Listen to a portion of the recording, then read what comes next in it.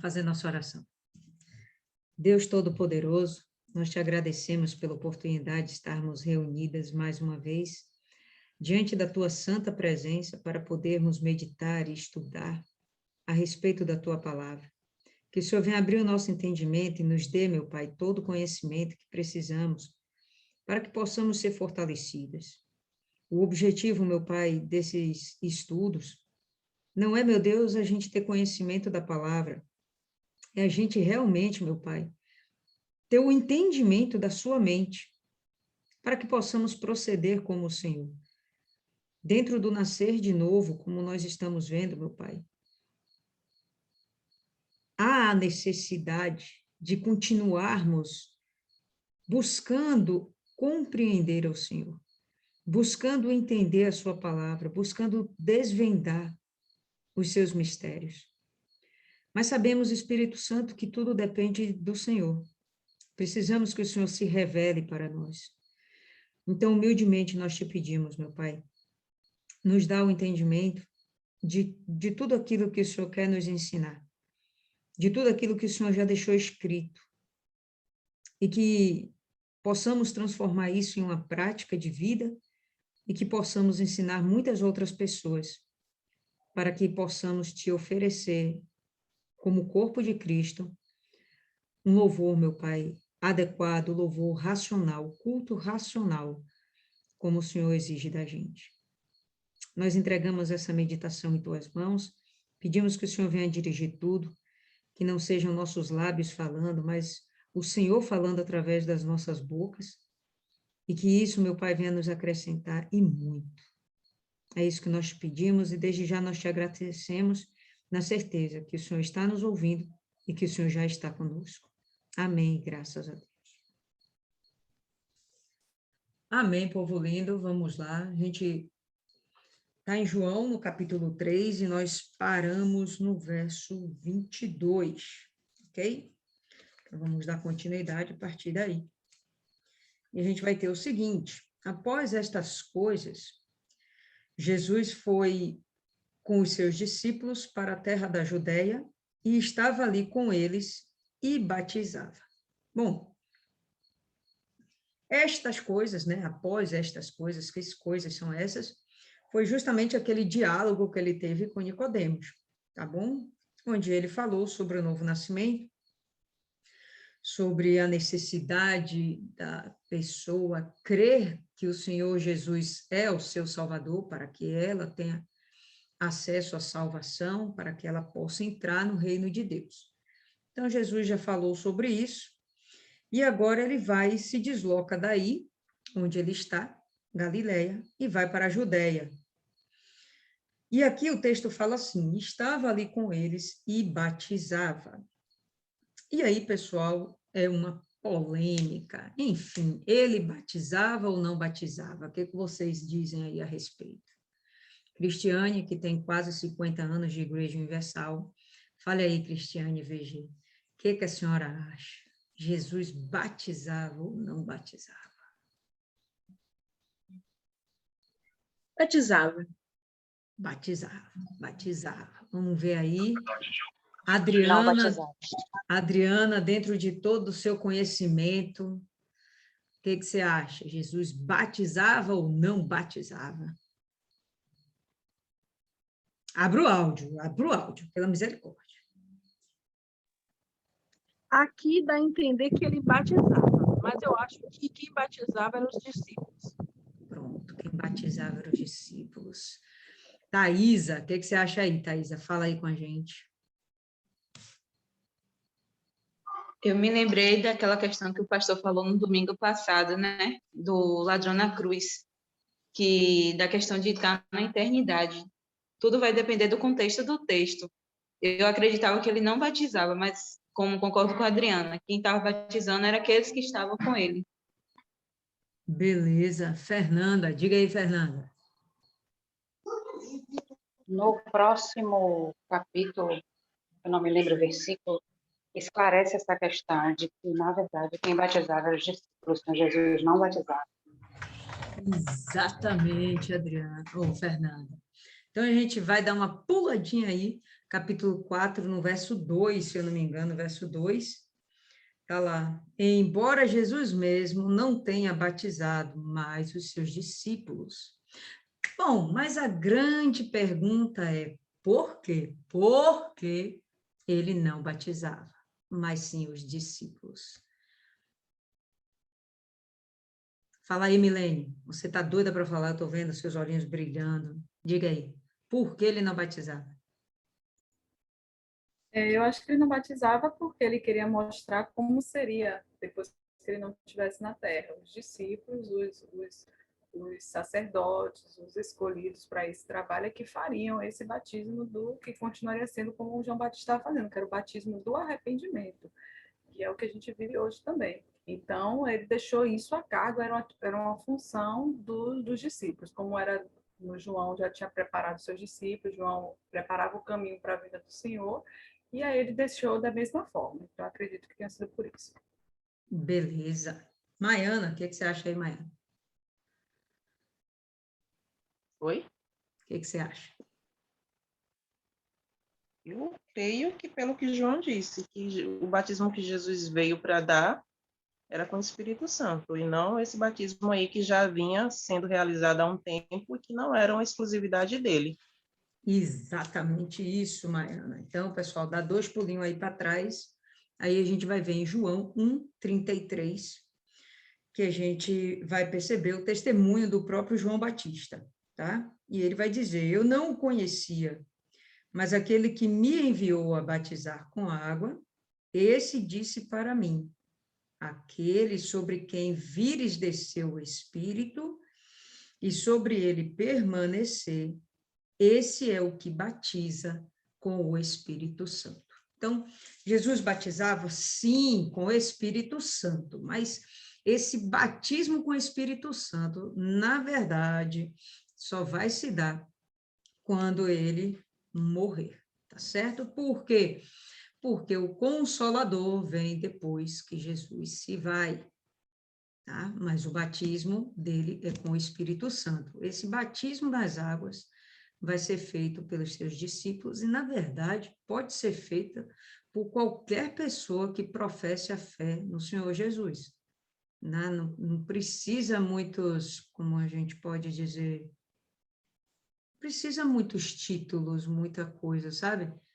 Se você aceitou Jesus e você é seguidor de Jesus, é um discípulo de Jesus, você é um filho de Deus, já existe em você uma autoridade para batizar nas águas, sabendo que o batismo nas águas é justamente para a remissão de pecados, é para uma purificação no momento em que você confessa que Deus é o seu Deus e que Jesus é o seu Salvador. Pronto. Quando você toma essa atitude, expõe para todo mundo, através do batismo nas águas, que você tomou essa decisão, então ali você já tem, né, uma comunhão com Deus, né? E você vai desenvolver, na verdade, sua comunhão com Deus, mas o aceitar já implica em salvação. Isso a gente vai ver daqui a pouquinho. Então, pronto. Então, ele estava ali, e a palavra fala que ele batizava nesse momento, mas chega mais à frente, João esclarece. Não, na verdade, ele não batizava. Quem batizava eram os seus discípulos, contudo, os discípulos faziam isso sob a autoridade do Senhor Jesus, sob a permissão do Senhor Jesus, já que eles agora eram discípulos do Senhor Jesus, certo? E João batizava também em Enom, junto a Salim, porque havia ali muitas águas, e eles vinham e eram batizados. Aqui, pessoal, existe um porémzinho. Deixa eu ver se eu consigo abrir a tela para compartilhar com vocês. Aqui.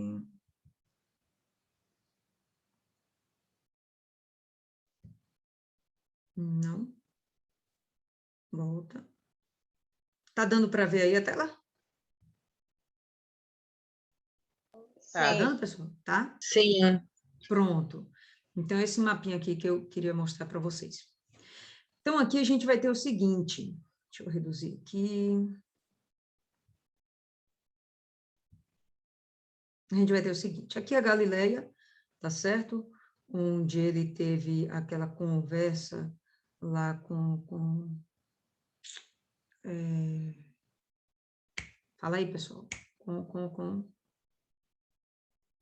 Nicodemos, tá? Então, por aqui, a gente vai perceber que tem Salim e Enom. Não se sabe exatamente se essa era a localização real, tanto de Salim como de Enom, mas o Rio Jordão está passando por aqui assim, tá? Beleza. E aí vocês vão perceber o seguinte, que essa região aqui, delimitada por essa linhazinha azul, e que termina aqui embaixo, a gente vai ver o seguinte, que é Samaria, e aqui Judeia e Idumeia. Isso aqui era uma região que ficava a cargo de Pilatos, tá? A responsabilidade, o governo dessa região estava na mão de Pilatos. Mas o pessoal, os judeus, e a gente já sabe, eles não se davam com os samaritanos, tá? Então, quando eles iam fazer essa travessia para Galiléia, o que eles faziam? Eles atravessavam o Jordão, iam pelo lado de cá, pela Pérea, e aqui eles voltavam, que aqui eles já estão em Decápolis, tá vendo? Aqui eles atravessavam e vinham para Galiléia. Por quê? Porque os judeus, eles não queriam nem mesmo pisar os pés em Samaria, porque consideravam os samaritanos impuros. E a gente já viu isso, né, um pouquinho lá em Oséias, justamente por causa da divisão do reino do norte e o reino do sul.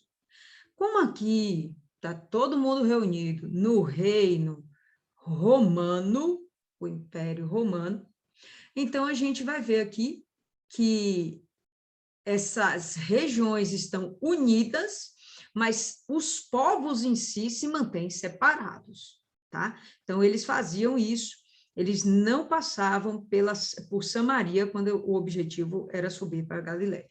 Tudo bem, mas há quem diga que nesse texto aqui, quando o Senhor Jesus faz essa travessia, ele passa por Samaria. Ele não atravessa. Ele passa, ele permanece desse lado aqui do Jordão e ele permanece até chegar a Jerusalém, tá? Até chegar aqui na Judéia, para onde ele estava se dirigindo.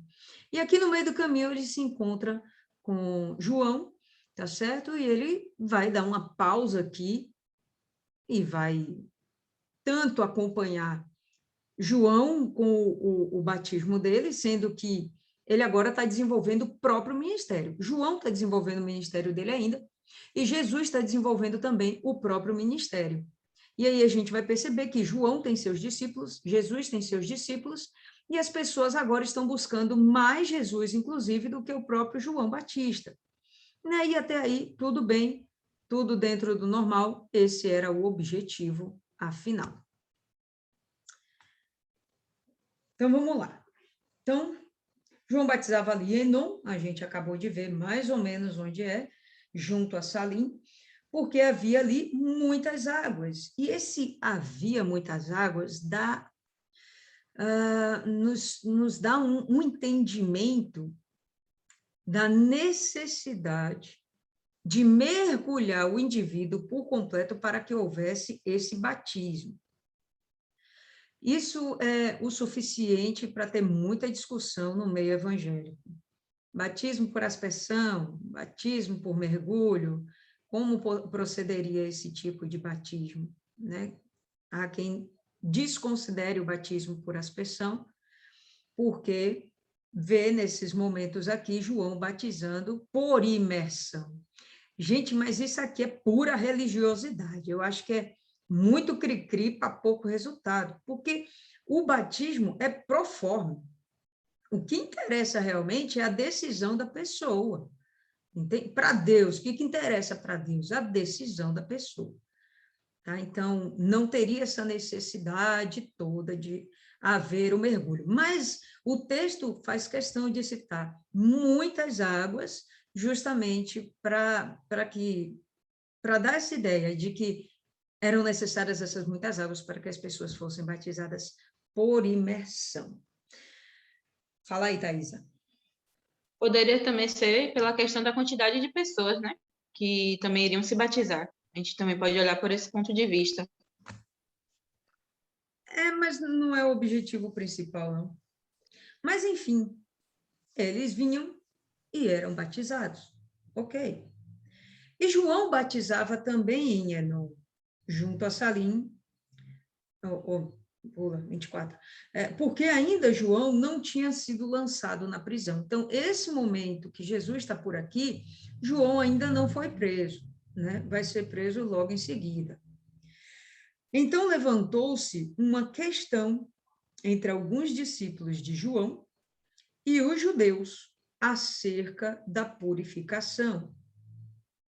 E eu fui buscar o que seria essa purificação, que na minha cabeça é justamente o ato do batismo, tá certo? Mas vi correlações com o jejum. O único momento onde os discípulos de Jesus Cristo são questionados, né? Não, único não, mas um dos únicos, só me lembro aqui de dois, é justamente do momento do jejum. O jejum e o lavar as mãos para comer. Né? E, em princípio, o lavar as mãos para comer era, assim, um ato de purificação que, diga-se de passagem, se eu não me engano, isso já era algo que os judeus acrescentaram às leis mosaicas, se eu não me engano. Tá certo? E o jejum em si não é necessariamente para que haja purificação, mas a gente vai ver, tanto em Mateus, Lucas, Marcos, textos falando desse questionamento, onde eles vão lá e os judeus questionam, poxa, por quê que os discípulos de João e nós jejuamos e vocês, seus discípulos, não jejuam? Né? E aí Jesus vai bater um papo com eles, dizendo que é aquilo necessário, porque ele está presente, quando ele estiver ausente, sim, que eles vão jejuar. E fala sobre a intenção do jejum. Mas aqui, nesse momento, tá certo? Os questionamentos que eu vi nos outros evangelhos falam acerca de jejum. Mas aqui ele fala sobre a purificação. E, no meu entender, purificação tem a ver com água. Se você for lá para Levítico, você vai ver que os atos de purificação são com água ou até mesmo com fogo, mas não necessariamente com jejuns. Pode falar aí, Cristiane.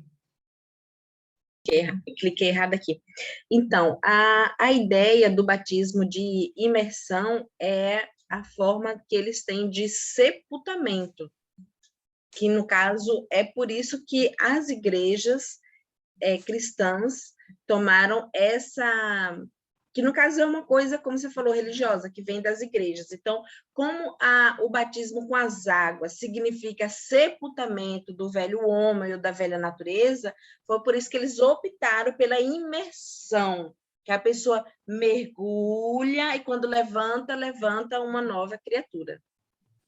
Perfeito. No caso, a purificação, eles querem dizer que a pessoa se limpou e vem purificada, né? Morreu, ressuscitou purificada. Isso, correto. Exatamente aí, onde eu ia chegar.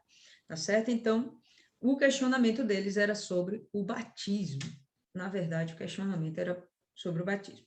E foram ter com João e disseram-lhe, Rabi, aquele que estava contigo além do Jordão, do qual tens dado testemunho, eis que está batizando, e todos os homens vão até ele.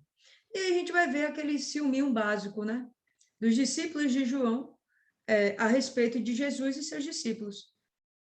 Então, João estava lá com seus discípulos dominando a área. E as pessoas, os judeus, buscavam João. Ei, João, eu quero me batizar, quero ouvir suas palavras, etc. Beleza, João estava ali para isso, mas agora já não há mais a necessidade de João, em verdade. Venhamos e convenhamos, ele vai continuar o ministério dele até um ponto. Tá certo? E Jesus já está começando o ministério dele. Já está começando, não, já começou. tá? Então, vai haver essa disputa por puro ciúmes. E João, muito sabiamente, vai chegar e dar um basta nisso. Por quê? Porque João sabe o lugar dele. Meu filho, você ainda não entendeu que aquele é o Salvador, ele é o Rei dos Judeus, ele é o Filho de Deus. Ele vai entrar nesse questionamento, né? E vai colocar os discípulos dele a par desse entendimento que parece que eles ainda não entenderam, apesar de João já ter dado testemunho sobre Cristo para os próprios discípulos. Versículo 27. João respondeu e disse: o homem não pode receber coisa alguma se não for lhe dada do céu. Bom, ele já começa a descrever Jesus como alguém que está recebendo algo divino, como alguém que está manifestando algo que não é da própria natureza, não é da própria carne, não é da humanidade dele. É realmente algo que vem dos céus.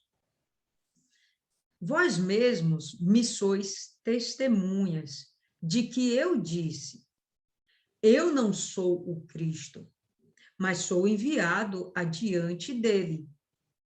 Aquele que tem a noiva é o noivo, mas o amigo do noivo, que está presente e o ouve, alegra-se muito com a voz do noivo. Esta minha alegria está cumprida. Então, João vai se posicionar. Meu filho, eu sou muito menor do que ele.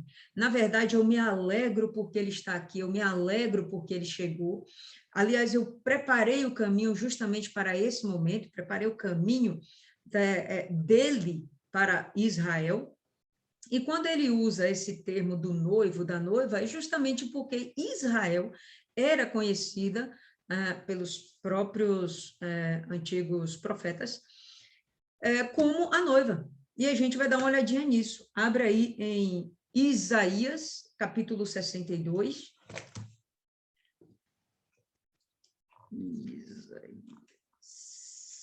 Isaías 62. No verso 4, achou aí, Isis?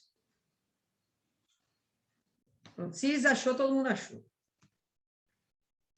Isis 4, Isis, ó. Isaías 62, verso 4. Tu não serás mais chamada abandonada, nem tua terra será nunca mais chamada desolada.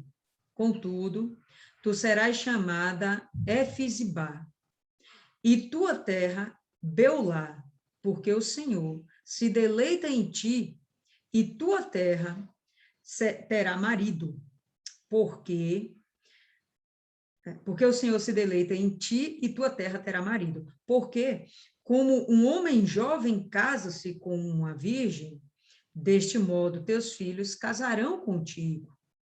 E como o noivo no dia do casamento regozija-se com a noiva, deste modo, teu Deus se regozijará contigo. Então, coloca Deus na condição de noivo, de marido, e Israel na condição de noiva, de esposa.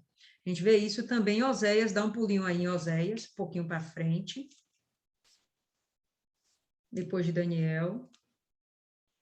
Oséias no capítulo 2.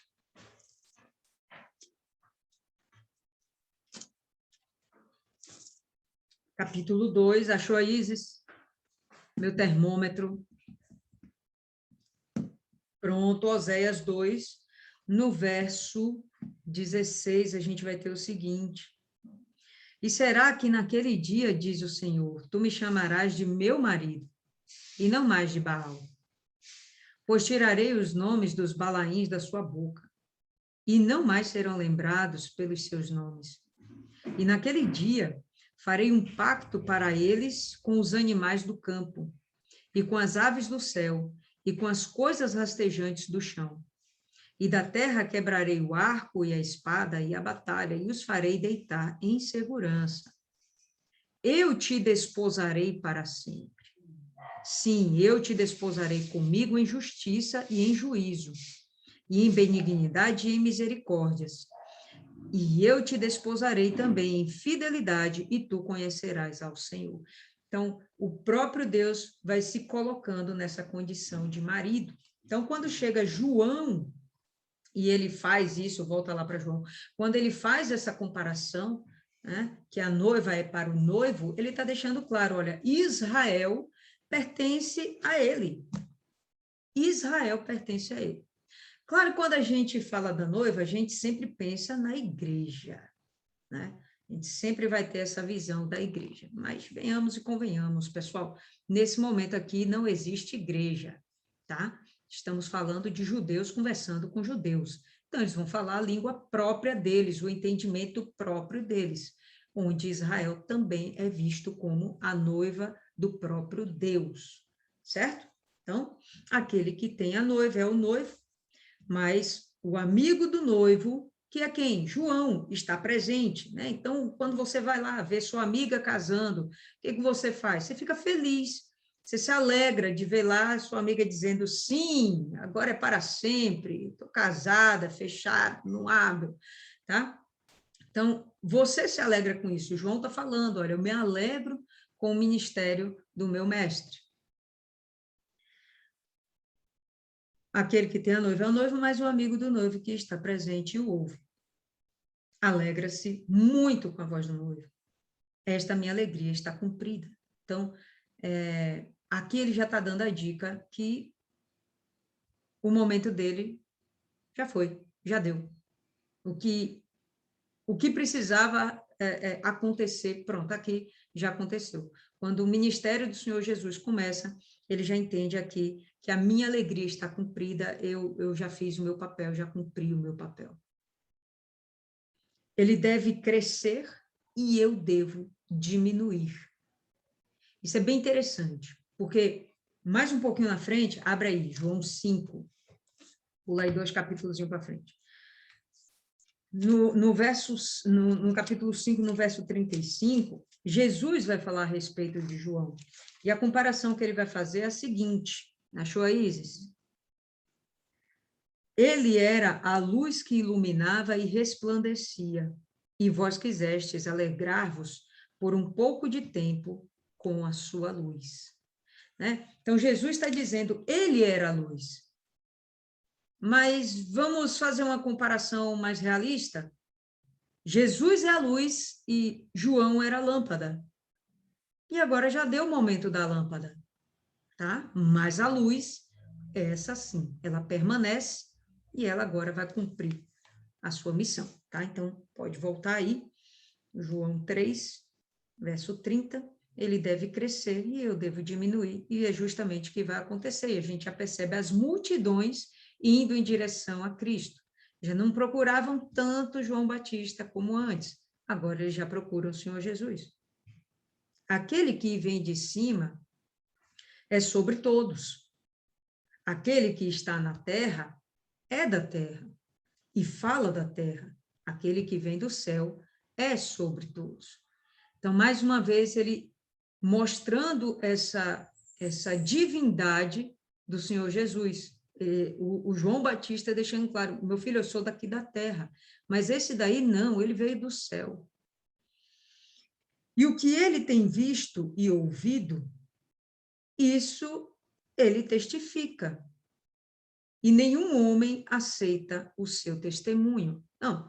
Então, o que Jesus tem visto e ouvido que ele agora vem testificar, que ele agora vem comprovar, vem atestar, aferir?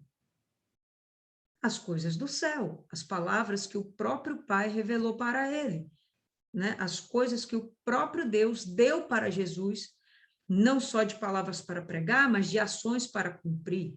O cuidado com Israel e a oportunidade para os gentios, né? Tudo isso veio do Pai.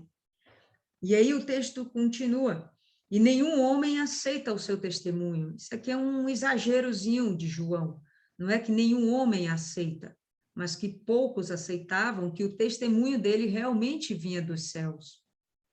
E a gente vai perceber que, de fato, isso aconteceu. Muita gente creu, e depois descreu. Por quê? Porque creram num Jesus humano, num rei humano. quando a proposta do Senhor Jesus era de ser um rei divino, de um povo que estaria num patamar superior, espiritualmente falando, tá? Então, poucos aceitaram. E aí a gente vai ver que quando desce o Espírito Santo no dia de Pentecostes, das milhares de pessoas que existiam lá na Judéia, na Galileia e Samaria, inclusive, e outros lugares que Jesus foi pregar também, tá certo? Como a Fenícia e tal, a gente vai perceber que só tinham lá 120 pessoas. Essa multidão, só 120 pessoas realmente criam que o Senhor Jesus era divino e era o Salvador. Aquele que aceitou o seu testemunho estabeleceu o selo de que Deus é verdadeiro. Então, para que serve um selo? Para autenticar que aquilo é verdadeiro. Então, você vai lá no cartório, e aí o cartório vai lá, te cobra 2 contos, 5 contos, 10 contos, depende do documento, pá, carimba, bota lá o selo. Aquele selo está dizendo que aquilo é autêntico. Então, quando ele fala aqui do selo, ele está falando da autenticidade que você está dando ao Senhor Jesus, que você está dando a Deus, quando você reconhece que o Senhor Jesus fala verdades, que ele é filho de Deus, tá? Pois aquele que Deus enviou fala as palavras de Deus, porque Deus não lhe dá o Espírito por medida. E vocês veem aqui o Espírito com letra maiúscula, não é assim que está na sua Bíblia? Então, o Espírito Santo. O próprio Jesus precisou do Espírito Santo para andar aqui na Terra. Já falamos sobre isso algumas vezes. Por que Jesus precisava do Espírito Santo? Vou ter que perguntar, tá? Aquela que tem 50 anos de Universal. Fala aí, Cristiane. Você é a mais sábia de todas aqui. Jura, né? Não. Depois de Dona Cida, porque Dona Cida é a topzera, mas ela está ausente, senão eu ia perguntar a ela. Olha, aqui fala o seguinte, que as palavras que o Senhor Jesus falava vinham do Espírito de Deus. Então, o Senhor Jesus precisava do Espírito Santo, porque é a nossa ligação. Então, o Espírito Santo vinha e testificava tudo que o Senhor Jesus falava. Então, o Senhor Jesus precisava, sim, do Espírito Santo para ele poder ter tipo assim, a direção de Deus, aquela unção para ele testificar a palavra do Senhor aqui na Terra. Ok, tá valendo. Posso falar só uma coisinha antes? Pode sim, conclua. Logo aqui, quando João Batista fala assim, ó, ele fala daquilo que viu e ouviu, mas ninguém aceita a sua mensagem.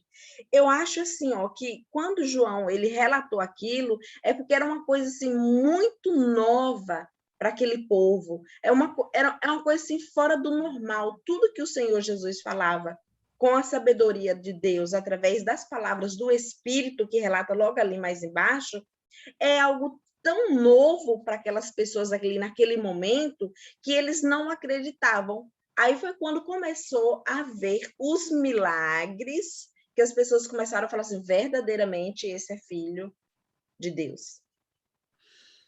Pois é, esse é o ponto. A manifestação dos milagres. Para isso que precisa do Espírito Santo. Para isso que o Senhor Jesus precisou do Espírito Santo. Como a gente vê, a Trindade é um mistério, mas cada um tem o seu papel. E a legalidade para a manifestação do poder se dá através do Espírito Santo. Então, estávamos falando de novo nascimento, e a gente chegou à conclusão que sim, isso é através do Espírito Santo. Mas a gente vai ver que tem pessoas que são capazes de fazer milagres e prodígios, maravilhas e prodígios, curas, libertação. E isso se dá através do quê? Do Espírito Santo. Mas tem gente nova nascida, regenerada, que consegue fazer esse tipo de trabalho, e tem gente que também regenerada, não consegue fazer esse tipo de trabalho, a gente vai acabar observando que sim.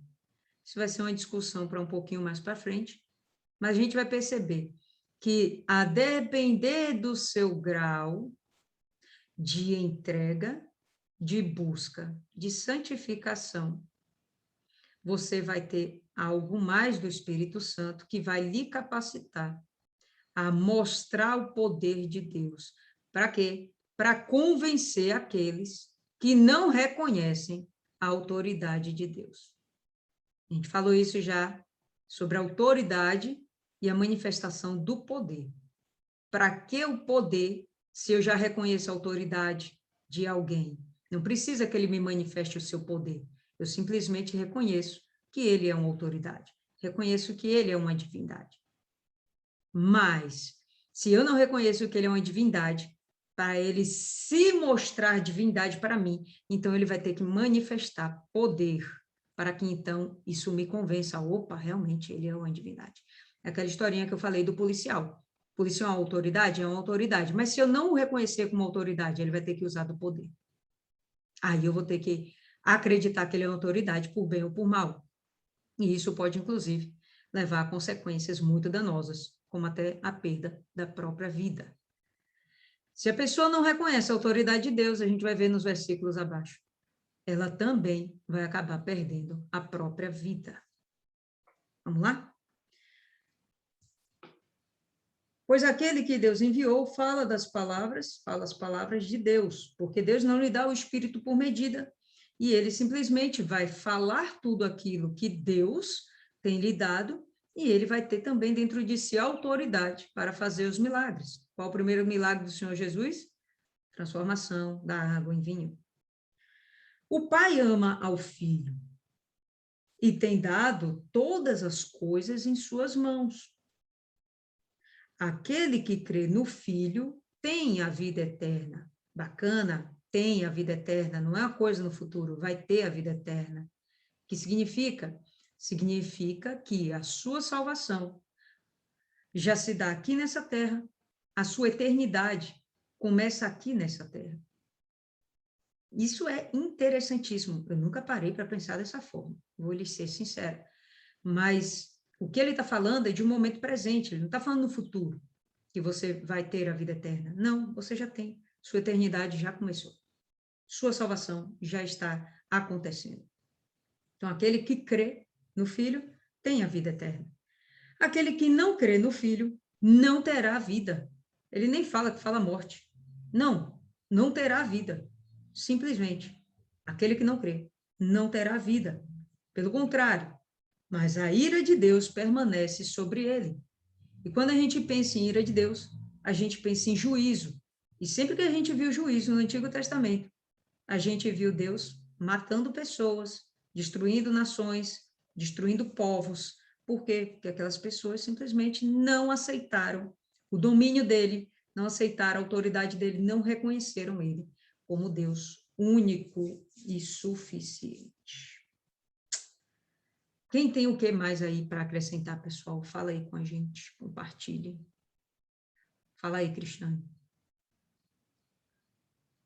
Que é muito interessante que o Senhor Jesus, ele fala lá em Mateus 12, 28, assim, ó, mas se eu expulso os demônios pelo Espírito de Deus, que está em maiúsculo, logo é chegada a vós ao reino de Deus. Quer dizer que pelo Espírito Santo também ele precisava até para libertar as pessoas. Então, não tem como fazer sem o Espírito Santo.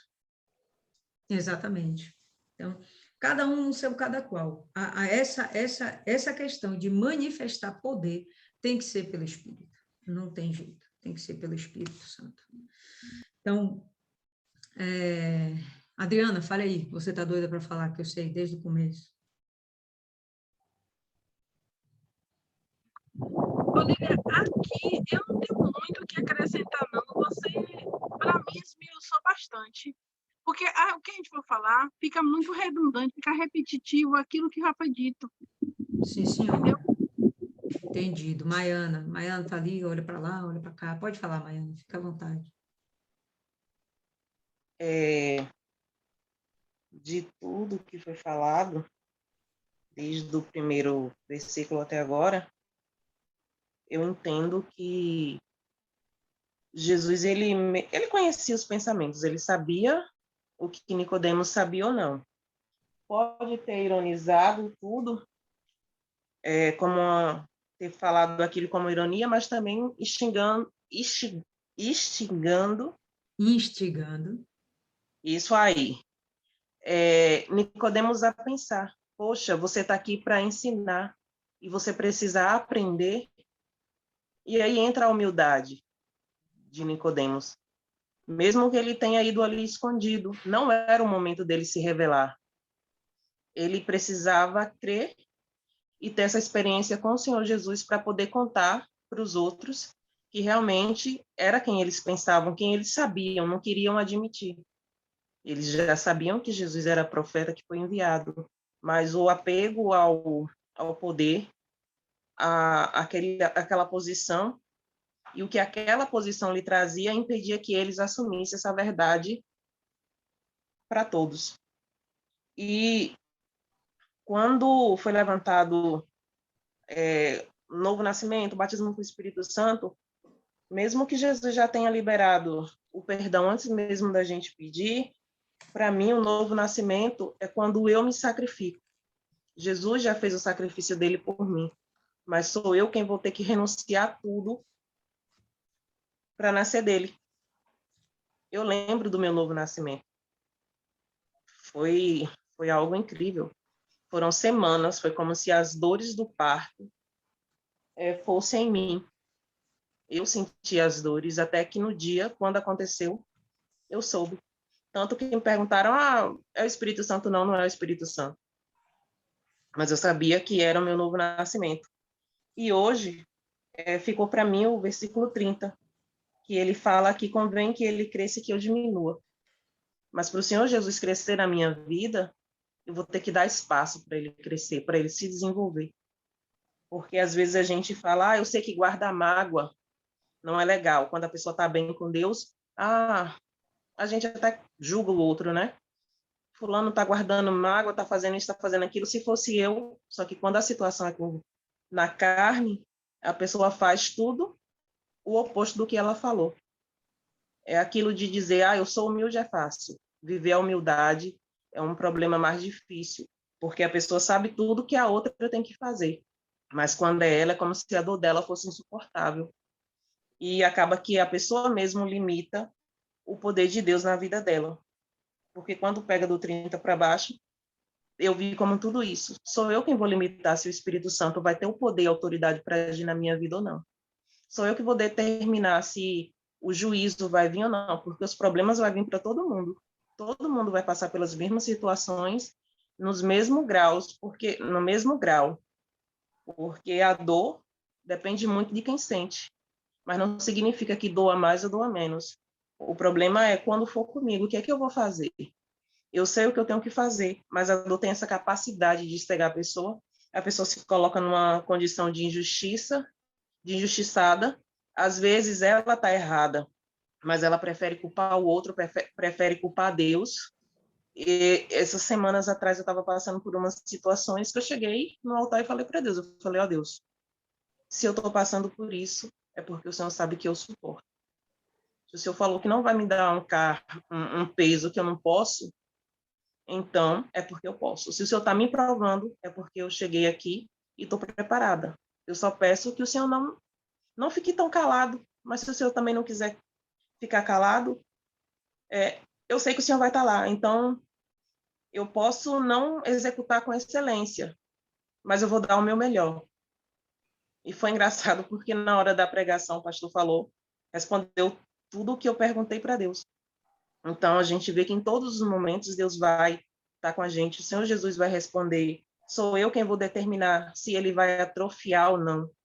Porque do mesmo jeito que o Senhor Jesus cresce, vai chegando uma hora que a pessoa cai no comodismo, a pessoa cai naquilo de eu já sei, e se você já sabe, você não está aberto a aprender coisas novas, cai na síndrome de Gabriela e atrofia, você volta ao que você vomitou.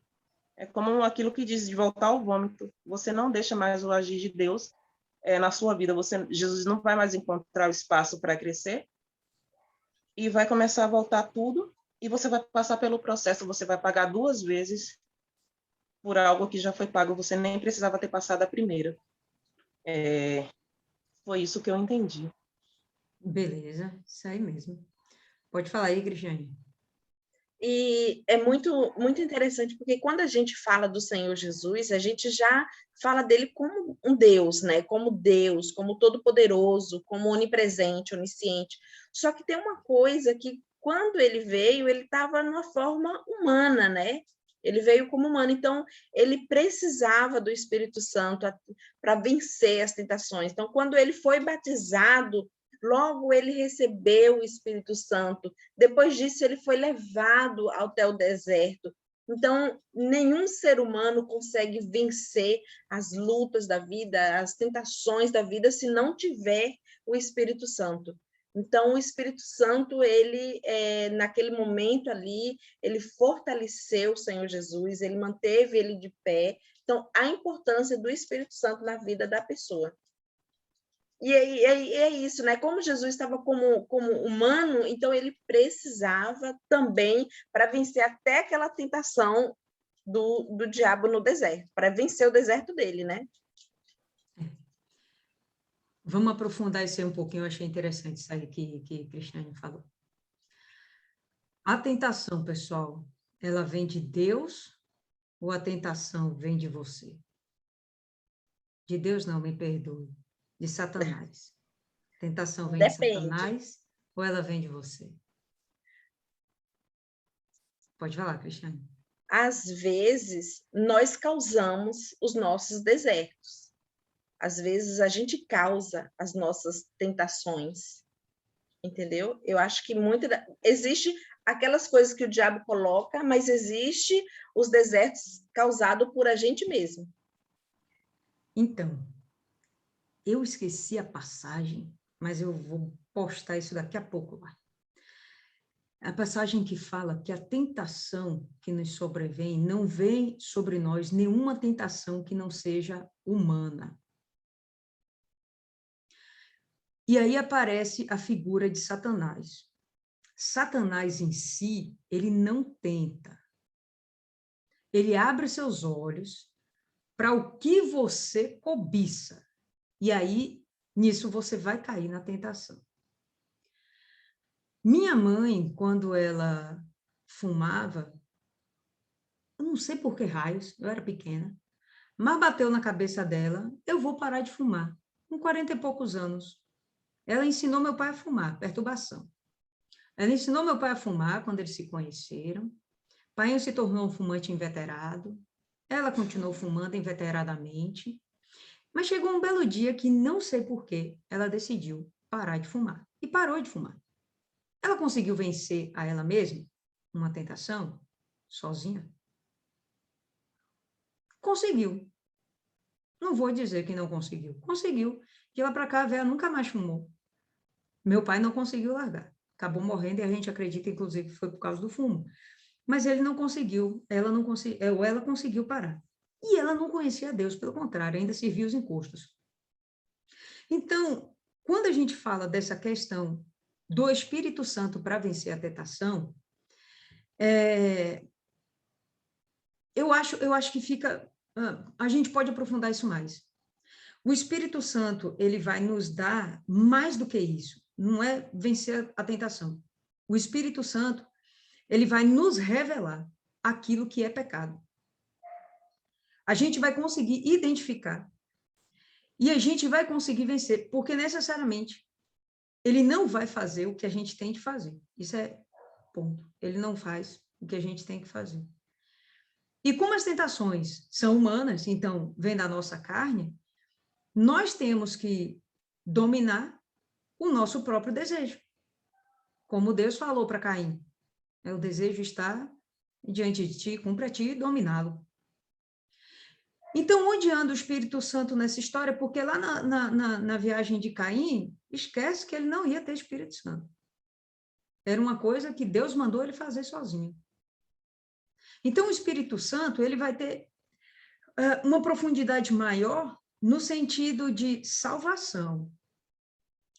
E de salvação de tal forma que, nos momentos agora são necessários, o derramamento do Espírito Santo. Você vê que, anteriormente, o Espírito Santo era manifesto no Antigo Testamento, sim, lógico. Mas a gente percebe que a promessa do Novo Testamento é haver derramamento, não é um pingamento, é derramamento abundante sobre toda a carne. Então, no passado já era uma coisa mais restrita, hoje a gente vê uma coisa abundante. E qual é a necessidade disso? Porque agora Jesus já veio. E a necessidade é a pregação da salvação. Então, o Espírito Santo vem para te manter de pé. Porque ele vai ser um alerta, ele vai te levar a conhecer toda a verdade. Ele não vai permitir que você seja enganado. Mais do que fazer, você vencer o pecado, ele vai impedir que você retorne ao pecado. Ele vai te ensinar a você driblar o pecado, mas ele não vai vencer o que você tem de vencer. Não vamos botar na conta do Espírito Santo algo que é uma responsa nossa. É uma responsa nossa, certo? Sem o Espírito Santo, a gente não vai ter a revelação da mente de Cristo. A gente não vai ter essa divindade dentro da gente. Porque Jesus precisou do Espírito Santo, sendo ele Deus. Ele precisou dessa divindade dentro dele. Porque nós precisamos ter a mente de Deus. E no momento que a gente vem ter a mente de Deus, aí então a gente se torna divino como ele. Por isso, inclusive, que ele fala aqui que como é que está escrito? Aquele que crê no Filho tem a vida eterna. Tem, porque ali já começou mesmo a sua eternidade. Por quê? Porque agora você tem a divindade dentro de si. A não ser que no meio desse caminho dê um revertério na sua cabeça, né? Uma desinteria mental, e você acabe tomando a decisão de abandonar tudo isso, e a gente vai ver lá em Hebreus 6,4 falando que é impossível aquele que provou do dom de Deus, caiu, se arrepender de novo. Por quê? Porque ele pecou contra o Espírito Santo. E acho que hoje, inclusive, para mim, faz muito mais sentido aquele Hebreus 6,4, do ser impossível a pessoa retornar ao arrependimento. Por quê? Porque ele desprezou o Espírito Santo, e quem dá o Espírito Santo, ou quem dá o arrependimento é o Espírito Santo. Quem te ensina sobre arrependimento é o Espírito Santo. Por quê? Porque ele é quem revela e te convence do pecado. Até então, eu vou dizer para você que fumar não presta, que usar droga não é legal, que adulterar não é legal, roubar não é legal, mentir não é legal, vou te dizer um monte de coisa que não é legal, mas você não vai me ouvir, ou você não vai deixar de fazer essas coisas porque eu estou te orientando. Agora, quando o Espírito vem, ele coloca dentro de você algo mais. Uma sabedoria, entendimento e um temor. E você vai começar a repensar, opa, não faz sentido mais eu ter essas práticas. Realmente agora eu tenho que mudar, né? E daí vem o processo da salvação, que depois é uma caminhada. E aí eu digo, sem o Espírito Santo não vai. Porque é necessário o Espírito Santo para a salvação. Mas para vencer os pecados, tem que ter vergonha na cara. Eu acho que é mais uma coisa da sua natureza, você vencer os pecados. Agora, quem te ensina o que é pecado? Ah, meu irmão, não sou eu. Aí é o Espírito Santo. Entende? Eu acho que dá para a gente aprofundar mais essa questão do Espírito Santo. Pode falar aí, Cristiane. O que você falou está escrito em Tiago 1,14. Mas as pessoas são tentadas quando são atraídas e enganadas pelos seus próprios maus desejos. Então, desses desejos fazem com que o pecado nasça, e o pecado, quando já está maduro, produz a morte. Perfeito, exatamente. De uma forma tal que, se a gente permanece no pecado, a gente se perde. Mas aí ele depois até fala, isso mesmo, Tiago. Depois, no próprio Tiago, ele vai ter um momento que ele vai falar várias coisas, e ele vai chegar e vai falar sobre o dom do Espírito Santo, sobre, né, a necessidade que há do Espírito Santo para te manter salvo, e para te instruir para a salvação, para que você possa salvar outras pessoas. Não tem salvação, não tem salvação, esqueça, não é isso. Não tem vida de cristão se não for com as duas perninhas, você ser salvo e salvar alguém, você ser salvo e salvar alguém. Isso aí não bate. E Jesus vai cobrar isso, né? Jesus está fazendo isso, ele está se entregando para que realmente as pessoas venham aprender. Olha, eu sou salvo, eu estou de boa, mas eu preciso salvar. Eu moro no céu, mas eu preciso cuidar de você para que você também entre no céu. E você venha morar com o meu Pai. Né? Enfim. Mais alguém, alguma coisa a falar? Isis? Maiana?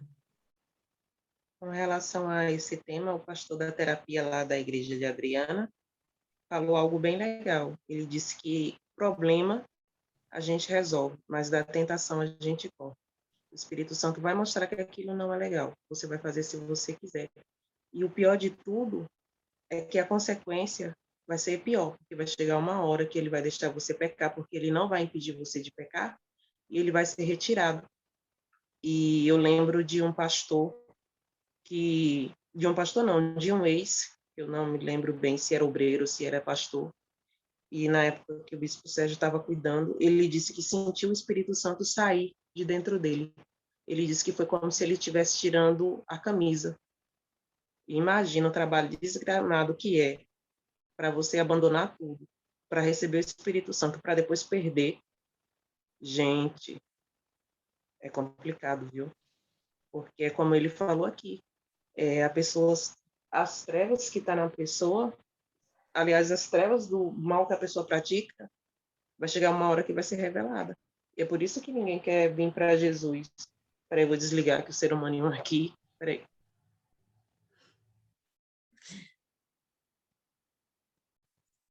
Vai terminar de conversar com o ser humano. Eu vou Fernanda, parar tem por alguma aqui que ele coisa? não está acordado. Fernanda, quer falar alguma coisa? Quer acrescentar alguma coisa aí, Fernanda? Não, eu acho que foi bem colocado esse esclarecimento sobre a ação do Espírito Santo dentro das nossas inclinações, né? E eu concordo com isso porque no começo eu questionava, não tinha esse entendimento, eu questionava muito por que eu ainda fazia certas coisas. Eu entendia que era errado, mas quando eu via, eu já estava tendo reações. E aí, por que eu não consegui? Por que eu não mudei? Por que eu não... Sabe o passe de mágica que muitos imaginam que o Espírito Santo vai fazer na gente? E simplesmente teremos aquele ideal de santo, de pessoa santificada e tal. Não, eu tive que entender na pele que, de fato, eu tinha que vencer certas coisas. Eu tinha que renunciar, eu tinha que sacrificar a minha carne, os meus sentimentos, para que eu não caísse naquilo, ou não repetisse aquele erro, ou não incidisse naquelas mesmas práticas. E eu acredito que aqui a gente não está falando apenas dos chamados grandes pecados. São as pequenas coisas, as pequenas renúncias, os pequenos pensamentos, as pequenas coisas que nos surjam, as pequenas coisas que quando a gente vê, a gente já fez, e a gente tem que entender que é a gente que diz não para a gente mesmo. É a gente que rejeita, é a gente que combate, mas a gente pode pedir força, a gente pode pedir o entendimento, o discernimento e tudo mais que ele nos dá, mas a decisão é nossa, o sacrifício é nosso e o que vai determinar o pecar, o agir, o fazer, somos nós mesmos com uma decisão, porque ele avisa, viu? Ele avisa, ele vem na mente, avisa que não é para responder, não é para reagir, não é para fazer, ou então você está pensando mal, aí avisa. Só que a gente decide se vai continuar ou não. É basicamente, a gente diz basicamente, mas não é básico, sabe? É uma coisa que você busca. Você tem que estar buscando. E é uma busca incessante. Quem disser que já não faz mais isso, por favor, reveja, porque é uma busca permanente. A gente está buscando, está se consertando de pequenas coisas, de grandes coisas, pedindo a ele esse discernimento, pedindo a ele essa direção, tentando se consertar a todo momento, porque a gente está num corpo de carne a todo momento, a gente falha, né? É inevitável. Mas é isso mesmo. Eu gostei desse esclarecimento. Faz aí, Cristiane. Complementando o que Fernanda falou, eu não sei vocês, assim, sabe? Mas eu fico muito chateada comigo, sabe? Eu me decepciono comigo mesma, sabe? Porque a nossa luta, ela é constante e ela é espiritual. Então, às vezes, é por uma coisa tão mínima, como o Fernando falou, às vezes um pensamento, às vezes uma palavra, às vezes algo, gente, tão simples que a gente dá uma derrapada, sabe? Que aí eu sinto assim, puxa, eu fui desaprovada nisso, não acredito. Aí é onde eu começo toda aquela função de busca de novo, porque você vai ver que você não está pronta, você esses 50 anos de igreja não te deixou pronta.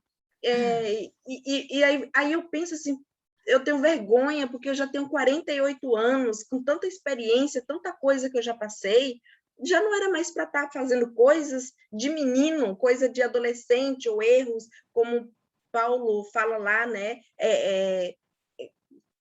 Atitudes de criança, de meninos, né? Hoje nós somos adultos, a gente come coisas mais fortes, mas a nossa luta ela é essa, todos os dias, é o reconhecimento, é buscando na humildade, é sempre aprendendo, porque cada dia que passa vai funilando e vai ficando mais difícil, e é o Espírito Santo.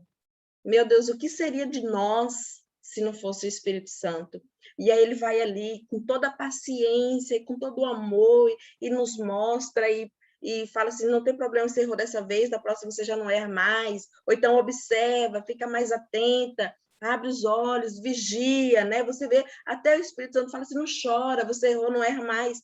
Mas é isso que a Fernanda falou. A nossa luta é todos os dias. E o Espírito Santo, ele nos mostra, ele fala e ele nos consola, porque às vezes a gente faz bobeira até não era aquilo que a gente queria, né? Não, isso acontece, pô. Faz parte da caminhada. Faz parte da caminhada. E aí a gente tem que se policiar, como falou bem aí. Vigiar. Como dizia a esposa do pastor Marcelo, vigia para ter vitória. Alguém levantou a mão, Adriana. Fala aí, Adriana.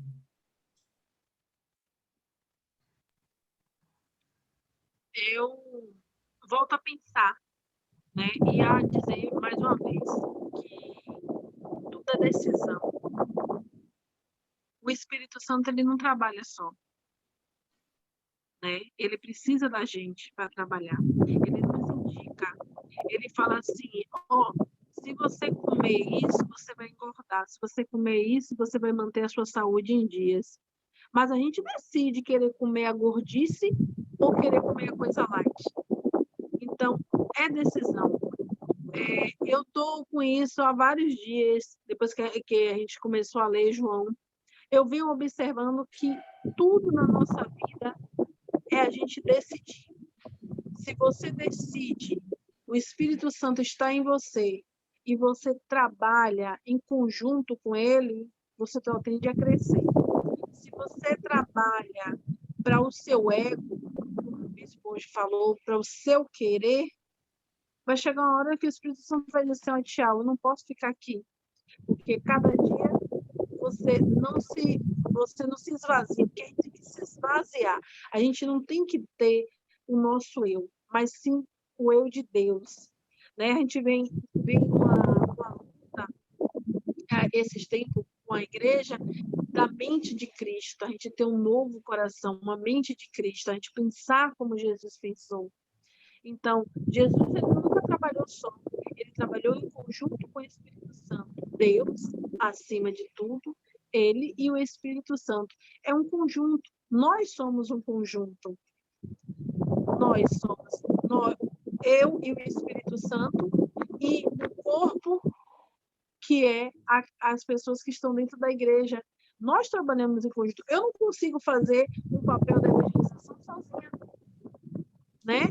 Precisamos ter as outras pessoas para ir até o local, falar de Jesus, a gente buscar pessoas, a gente levar o evangelho.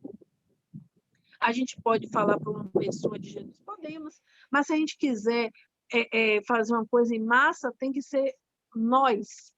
Então, eu acredito que tudo, em todo o contexto, para mim, a palavra-chave é decisão.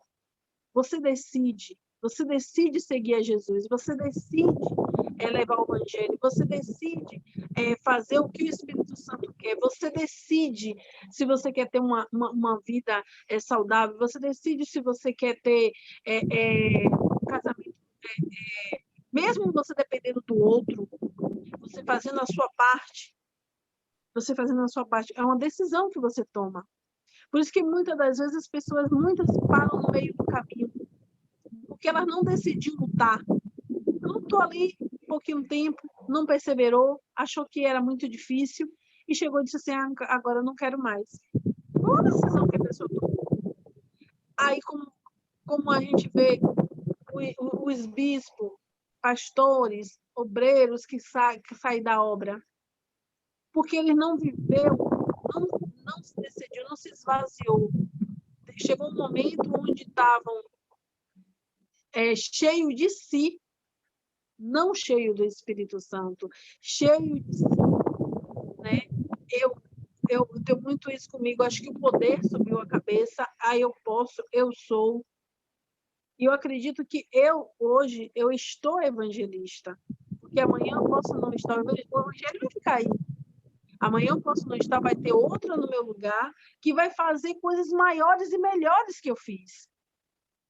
É igual obreiro. Obreiro, ele está como obreiro. Ele está ali para cuidar daquelas pessoas que chegam para receber uma palavra amiga. A pessoa não é obreiro, ele está como. Porque amanhã ou depois ele pode não estar. Então, tudo a gente decide. A gente decide quando algum pensamento mal vem na nossa mente. Eu não sei se vocês viram, teve não foi que o Bispo Macedo faz mesmo? Aquele negócio que ele faz lá no Instagram. Live. Não é, Maiana, o nome? Live. Falou. Esse negócio desse, a palavra amiga dele que ele dá lá.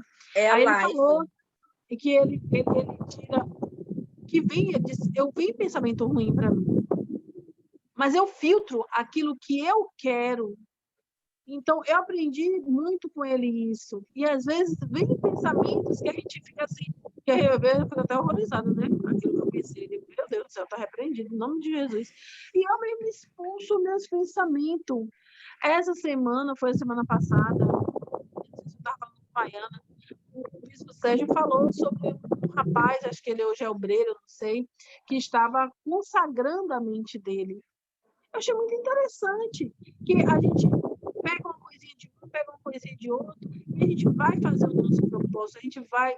Porque hoje o diabo está bombardeando, ele não está bombardeando as pessoas que estão lá fora, no mundo, fazendo, se deleitando naquilo que ele oferece, nas comidas dele, não.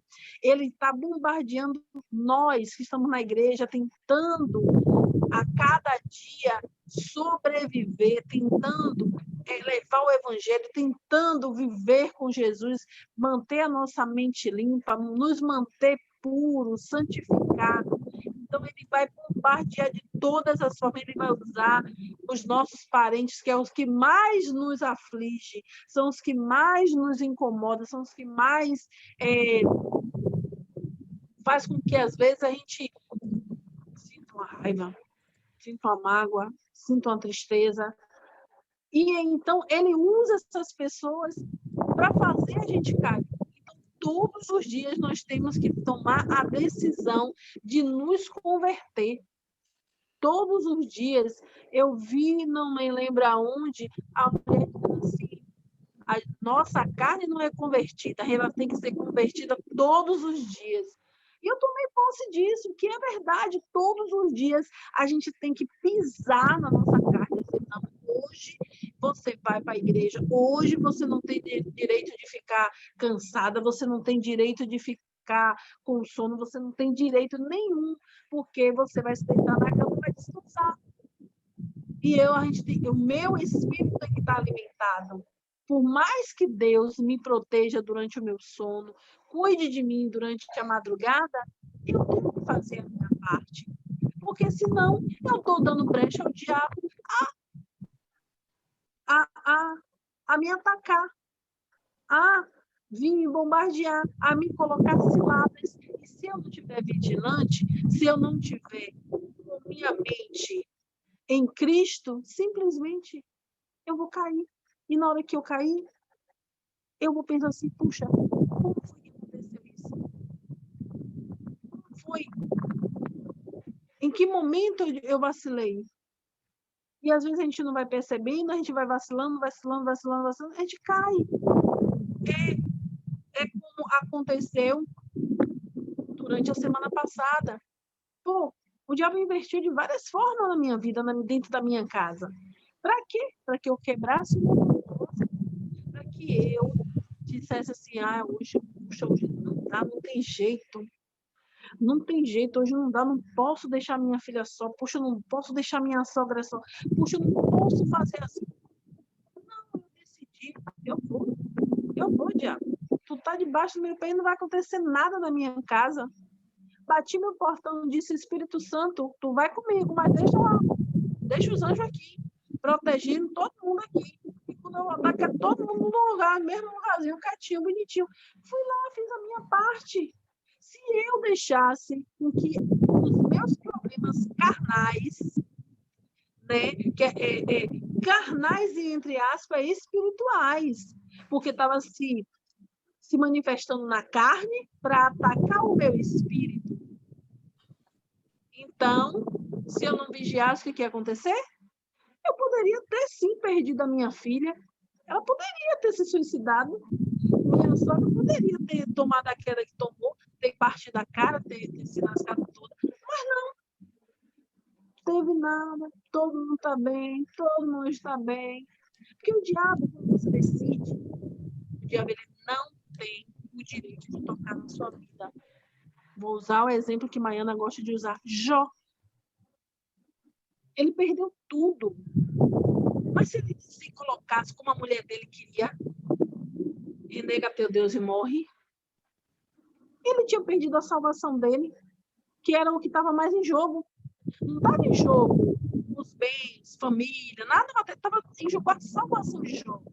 O diabo queria que Deus perdesse, mas Deus não perdeu, Deus ganhou, porque não foi só Jó que ganhou. Deus ganhou essa batalha, porque Jó decidiu. Então, a mesma coisa somos nós. Quando nós decidimos viver para esse Deus, por mais que o mundo queira dizer o contrário, é um Deus de milagre, é um Deus que opera, é um Deus que dá paz, é um Deus que traz para a nossa vida a paz. E é uma paz, não é uma paz momentânea. Porque o povo no mundo, o que faz? Vão para a festa, enche a cara de cachaça, estão na paz. Quando a cachaça passa, vem o inferno. E a gente não, a gente passa pelo deserto, passa pelos nossos problemas, mas dentro a gente tem a certeza de que aquilo vai passar. E a gente vai ter a vitória. Então, acho que a palavra-chave desse capítulo é a decisão. Nicodemos, ele decidiu. Ele era um fariseu, ele era um sacerdote, mas ele decidiu ter esse encontro, ir lá para Jesus. Pode até ter sido um especulador ou uma pessoa que queria... eu nem sei como é a palavra certa aí que pode dizer. Alguma coisa aí. Ele queria conhecer, ver, curioso, a palavra certa, curioso. Então, ele foi lá e ele ouviu, pode até ter ouvido aquilo que não queria ouvir. É a mesma coisa, porque a gente está ferida, vai na igreja e o pastor está usado pelo Espírito Santo, está lhe dizendo, não é o pastor, é o Espírito Santo está lhe dizendo assim, ó, isso aqui você fez, aquilo você fez, não faça assim, faça assim, faça assim. E se a gente olhar para dentro da gente, a gente vê assim, é verdade. Essa palavra é para mim. Eu tenho que mudar nisso. E ao longo da caminhada a gente vai se moldando. Porque o nosso foco é não perder a salvação. Só isso. Não, ela disse que não queria falar porque já tinha dito tudo. Levou 3 dias falando. Milene até baixou a mão, cansou. Fala aí, Isis. Incrível que a Adriana falou tudo que eu queria falar, até o exemplo. Mas, para mim, a grande importância do Espírito Santo é ser o nosso consolador. Muitas vezes a gente se desvia das tentações, mas algumas setas parece que são mais duras que outras. E a gente acaba não respondendo, principalmente tem um nome. As ofensas, seria ofensas? Pode ser? Da forma que a gente desejaria responder e guarda para si. E aquilo a gente sabe que faz mal. Mas quando a gente entende que a gente tem o Espírito Santo, que é ele que nos consola, que essas injustiças, esse é o nome, essas injustiças, essas setas humanas, elas não têm o poder de mexer com a nossa carne, porque a gente tem o nosso Consolador. A gente consegue descansar e a gente consegue colocar essa energia, todo aquele sentimento negativo, a gente consegue transformar com a ajuda do Espírito Santo, com a ajuda do Consolador. Para mim, essa é a grande importância também do Espírito Santo. Além de todas que a gente sabe, mas de ser esse Consolador. E aí, quando a gente tem esse Consolador, a gente não precisa descarregar na bebida, na droga, em amizades, a gente não precisa disso. E a gente não se sente tão só. Às vezes, a vida cristã, é uma vida solitária, que você acaba perdendo pessoas, amigos, né, que eram tão importantes para você, evidentes. Mas aí, com o batismo no Espírito, quando você recebe o Espírito, não tem mais essa sensação de solidão, de não ter essa válvula de escape. Para a gente é o Espírito Santo. É isso. Ok. Fale, Milene. Não desista, não. Persevere. A vitória vem com a perseverança. Não, Milene a Adriana já foi falou dormir. tudo. Não, a Adriana falou tudo aí. Não, eu só ia citar a questão de João Batista, né? O quanto ele ensina a gente a humildade, você reconhecer que é um instrumento mesmo na mão de Deus, e quando a gente se reconhece dessa forma, o agir do Espírito Santo em nós é muito mais fácil a gente reconhecer nossas falhas. A gente precisa reconhecer a nossa fragilidade, gente. O Espírito Santo vem para nós, vem habitar em nós, porque ele sabe da nossa fragilidade. Então, às vezes, a gente se culpa e se cobra, não é culpa, mas se cobra muito em relação às nossas falhas. Mas a gente tem que reconhecer que somos pecadores, mesmo tendo o Espírito Santo, mesmo sendo cristão, somos pecadores. O que o Espírito Santo quer da gente não é que a gente não peque mais, ele quer o nosso esforço em não pecar, porque a gente peca todo dia. A gente peca pensando, a gente peca até agindo, mas o nosso esforço em se arrepender de ser assim, reconhecer que não quer ser assim, e buscar ser o que ele na mente passa a fazer na nossa mente, né? Que é dar os pensamentos dele, o pensamento do melhor para a gente, como ele quer que a gente haja, e a gente se esforça e consegue naturalmente agir daquela forma, a gente vai ter uma outra luta. Por exemplo, você consegue dominar a sua língua, você já não dá mais resposta, mas agora você tem que dominar, seja lá outra coisa, às vezes bem simples, você vê se é algo enorme, mas o mais simples você continua lutando, e você vai continuar lutando até embora, porque sempre vai vir fraquezas, porque a gente está vivendo numa carne, um corpo corrupto, e até a gente deixar esse corpo não ter jeito não, é luta mesmo. Ok. Fernanda? Hoje eu não quero me repetir, não, mas Isis fez um comparativo, eu gostaria de colocar uma situação que dá para a gente pensar um pouquinho. Eu aprendi com Dona Lívia mesmo, nas nossas meditações, que a nossa boca, ela não tem que ser de estar contando problema. A nossa boca, ela tem que ser para glorificar o nome de Deus. Para a gente não ficar reclamando, contando dores, sofrimentos, tal. Na verdade, essa palavra entrou. E esse é o meu objetivo hoje em dia. Eu posso dizer que hoje eu penso desse jeito. Semana passada, não. Ou semana passada, retrasada, não. A minha irmã tentou suicídio. A situação que você já sabe. E eu estava na escola, e o meu sobrinho me ligou, me contando o que tinha acontecido. E depois, eu fiquei assim, surpresa comigo mesma. Tamanha tranquilidade com que eu fiquei, permaneci, na verdade. Sabe quando você já sabe, é como se você soubesse as etapas de uma coisa, as etapas que vão se passar de um processo. Você já entende um pouquinho, que a gente não pode achar que sabe, né? Entende um pouco as etapas do que o diabo vai fazer na vida da pessoa. Então, meio que eu esperava, ou meio que eu sabia que aquilo poderia acontecer. Então, quando ele me contou, aquilo não me surpreendeu, aquilo não me afligiu. Sabe aquele susto que a gente toma, o temor no coração, que dá? Não aconteceu, sabe? Eu fui tomada de uma tranquilidade que eu não me reconheci. E disse a ele que ele me desse notícia, sabe? Fica aí, me dê notícia, por favor. Pronto. Desliguei o telefone, falei com Deus, normalmente, né? Voltei o que eu estava fazendo, que eu estava atendendo as crianças individualmente, né, nesse momento de retorno. Aquilo não tomou conta dos meus pensamentos. Depois eu me lembrei da situação, tornei a falar com Deus. E aí entra naquilo que a gente estava falando, o agir do Espírito em nós. Eu não saí correndo, como eu faria antigamente, de largar lá o trabalho, pedir para alguém ficar no meu lugar e pegar o carro e ir lá ficar junto para fazer nada, né? Porque a gente, na carne, a gente tem essas tendências a fazer isso. Não fiquei angustiada, chorosa, preocupada, como seria o meu natural antigamente. E o tempo passou. Quando foi à noite, que eu normalmente iria, novamente eu digo, eu iria correndo para Cajazeiras para poder ficar lá com a minha mãe, para ficar com ela, para ficar perto. Não fui. Eu fui para a igreja. Eu fui buscar aquele que me sustenta.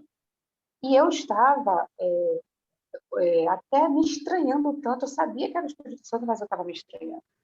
E aí eu cheguei na igreja, meu pai, como ele é, meu pai, o nosso, tá, gente? Você entende? Essa mania de chamar de pai, às vezes a pessoa não pode entender. Meu pai, ele é tão... meu pai, ele é tão... Parece redundância, mas ele é tão maravilhoso que o pastor subiu no altar e fez assim: você que está enfrentando uma luta, você que está se sustentando, enfim, não sei as palavras exatas, ele fez: vem aqui que o Espírito Santo quer renovar suas forças.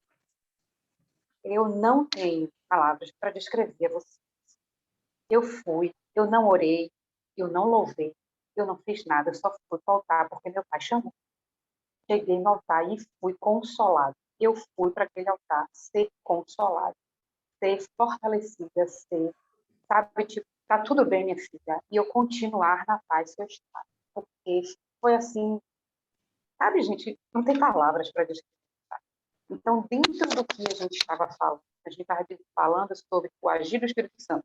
E se ele domina a gente dessa forma, ele traz essa paz, essa tranquilidade para dentro da gente. Por que que tem horas que a gente fica com raiva, que a gente reage, que a gente diz, que a gente aquilo?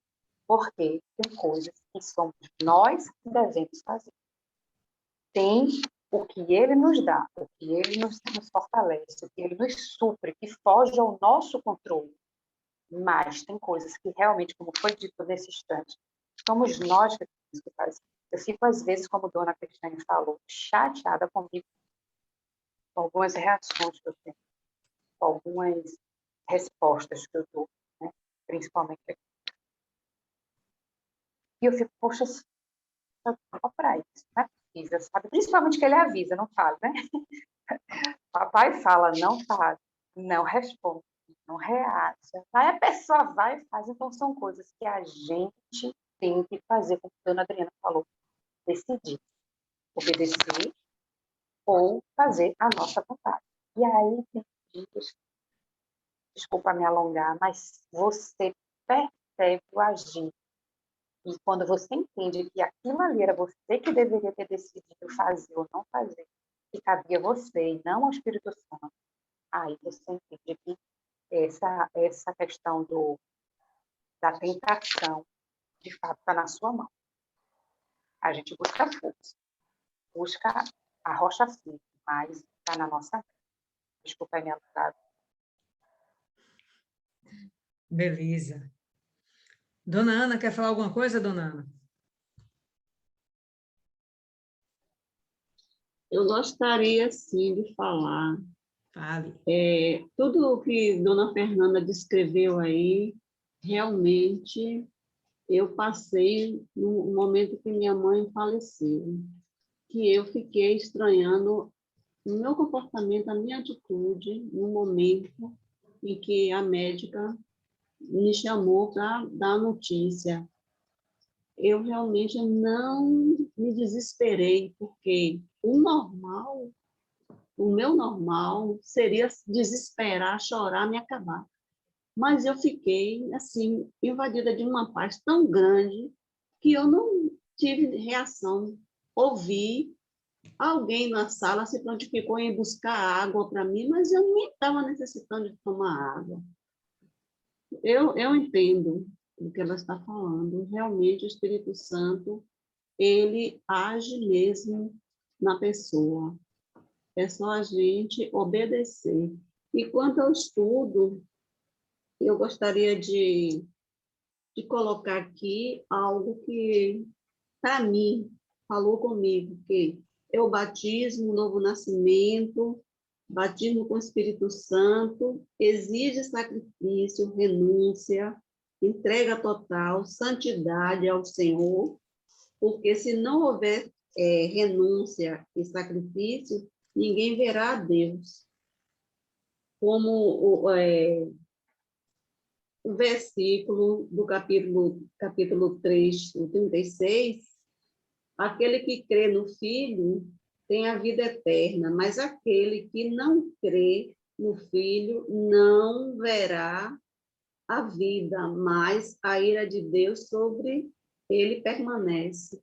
E é muito sério, muito, muito mesmo. Eu sei que eu tenho falhado muito, eu reconheço. E a cada dia eu estou procurando melhorar, me dedicar mais, porque eu sei que sem o Espírito Santo, sem Deus, eu não sou nada. E se eu estou aqui diante da vida que eu tenho, porque eu tenho 67 anos e já tenho uma experiência, já passei por diversas situações e hoje eu estou aqui. Graças a Deus. Já pensei em desistir, mas Deus me fortaleceu, eu permaneci. Ainda continuo. Estou vendo, sim, a minha família saindo da fé, se afastando, mas Deus tem me fortalecido para interceder e continuar orando por cada um. Era só o que eu tinha para falar. Boa noite. Tá ligado, dona Ana? Tá ligado. 67, dona Ana? 67. Parece, não. Parece mais nova que Isis. E olha que Isis já está com 30, né, Isis? Está conservada, viu, dona Ana? Está conservada. Mas como meu pai juntou muito os filhos, naquela época não fazia logo, aí a mãe disse que não é essa idade. Mãe dizia que não era essa idade, que ele fez os registros tudo errado. É bem provável. A senhora ter aí, no máximo, uns 38, 39, estourado. Estourado. Ok, povo lindo. Mais alguém quer acrescentar alguma coisa? Não? Beleza. Quem faz aí a oração de encerramento? Por favor, deixe o Espírito Santo usar vocês. Por favor. Obrigada, Fernanda. Manda ver. Senhor nosso Deus, Santo, poderoso e amado. Meu Deus, que do alto da santa morada, o Senhor entre teus olhos e ouves a nossa voz. Nós, Senhor, que somos pó, meu Pai, ainda menores que grãos de areia, nos dirigimos ao Altíssimo em nome do Senhor Jesus, e o Senhor nos ouve, Pai. Atento teu olhar carinhoso, teu olhar amoroso de Pai para nós que somos tão pequenos, Senhor. Meu Deus, nesse momento eu quero te agradecer. Agradecer por esse momento de meditação, de reflexão, de troca, um momento de fortalecimento, de profunda gratidão. Profunda gratidão pelas tuas misericórdias que se renovam todos os dias sobre nós. Pelo teu olhar de Pai carinhoso, que por Cristo Jesus cuida de nós, sacrificou em favor da nossa alma. Meu Pai, esse olhar que nos renova, que nos fortalece a cada manhã. Meu Pai, nós continuamos, meu Deus, em meio a tantos agradecimentos, os nossos pedidos. Nós pedimos, meu Pai, eu falo em nome das minhas irmãs, que o Senhor não permita que tiremos os olhos do Senhor. Não permita, meu Deus, que nós venhamos, meu Pai, ficar pelo caminho. Que nós venhamos a ser um dos corpos que ficaram para trás. Tem misericórdia de nós, porque sabemos, o pouco que sabemos, o pouco da verdade que conhecemos ainda, meu Deus, tropeçamos com pequenas pedras pelo caminho. Ó meu Pai, abre os nossos olhos para que possamos enxergar que essas pedras pequenas podem nos fazer cair. Abre o nosso entendimento para perceber que a palavra é para mim, que a palavra é para você, é para minha irmã, e não apenas é para o outro. Meu Pai, exorta-nos, usa quem o Senhor quiser, mas nos exorta, nos abra os olhos, mas, por favor, meu Pai, não deixa a gente cair. Nos fortalece, nos direciona em tudo, meu Pai. E do mínimo, meu Pai, parece bobagem, mas do tempero da comida, meu Pai, ao trabalho que realizamos lá fora com os nossos colegas de trabalho.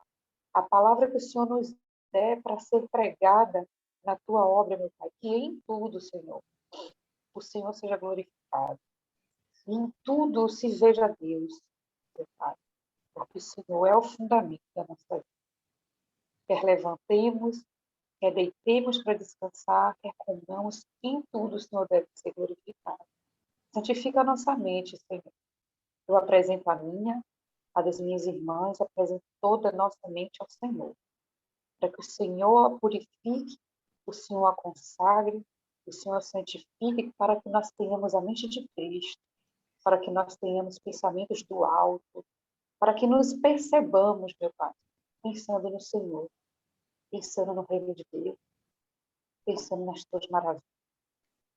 Nós queremos viver, ainda que nessa terra, meu Pai, na tua presença, ouvindo a tua voz, ouvindo a tua palavra, meditando nela, segurando na tua mão. E esse é meu último pedido, é que o Senhor renove agora as nossas forças físicas, nos dê saúde, nos renove, nos capacite espiritualmente, para que possamos, meu Pai, continuar até o final, fazendo o que o Senhor nos separou para fazer, porque foi o Senhor que separou. Não fui eu que quis, não. Foi o Senhor que separou. Então, meu Pai, nos renova nessa noite, nos fortalece. Que esse descanso seja para cada uma de nós um fortalecimento, não só para o corpo, mas para todos. Eu oro e te agradeço, porque eu sei que o Senhor está ouvindo, Deus. Em nome do Deus que é Pai, do Deus que é Filho, do Deus que é Espírito Santo. Amém. Amém, pessoal. Então é isso aí. Por hoje a gente fica por aqui e amanhã tem mais.